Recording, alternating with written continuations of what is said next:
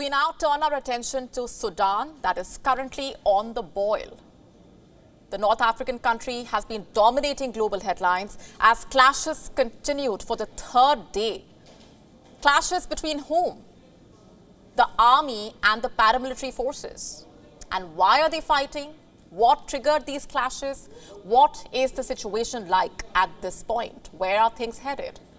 We break it down for you over the next few minutes.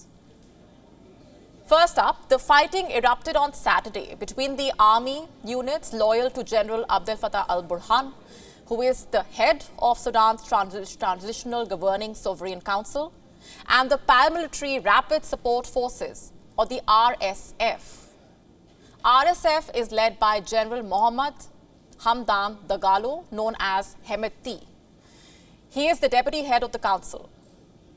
The roots of this ongoing conflict go back to April 2019, when Sudan's long-serving authoritarian president Omar al-Bashir was overthrown by military generals following a country-wide uprising against him. It's important to point out that this is the first such outbreak since both joined forces to oust Omar al-Bashir in 2019. So why are they fighting now? Well, these clashes were triggered by a disagreement over the integration of the RSF into the military as part of the transition towards civilian rule. And as a result, over 100 lives have been lost. Hundreds have been injured in the country since the clashes started on Saturday. And as the fighting continues, the hope for a peaceful transition towards civilian rule continues to fade. And caught in the midst of this bloody power tussle are the people of Sudan. The capital, Khartoum, along with other major Sudanese cities, have seen airstrikes, tanks on the streets, artillery fire, heavy gunfire in crowded neighborhoods, with some local outlets reporting airstrikes in the capital as well. Those on the ground have reported power cuts, water scarcity, as well as shortages of fuel, food, and medical care. Main challenge I saw is water. Actually, people are going around everywhere, supermarket, around the streets to get water, but nobody is finding water. It actually looks like it's not safe to go outside because gunfiring are happening even nearby my house, so it's not safe to go. Videos also showed empty shelves in a supermarket as people rushed to buy essentials like water and milk. In the latest, Sudan's foreign ministry has announced that the country's army chief has ordered the dissolution of the RSF, branding it as a rebellious group amid the fighting across the country. There are fears of a prolonged conflict that could take the country deeper into chaos.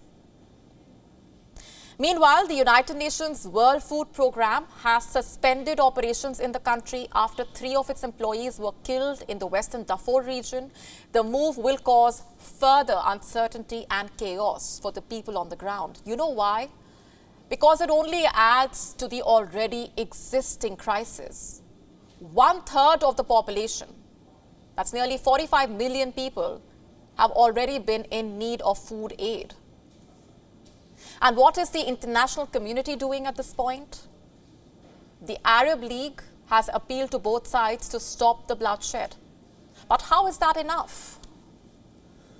Let's just get to the bigger picture here. These clashes have happened just when Sudan was slowly crawling towards the path of democracy. It recently emerged from international isolation.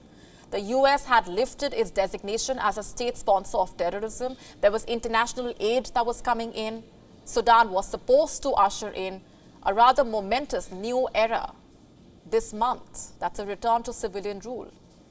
The army had promised to hand over power, but the transition depended on the 2 military leaders whose rivalries have derailed the plan.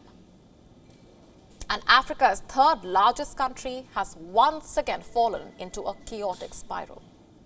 WION now available in your country. Download the app now. Get all the updates on the move.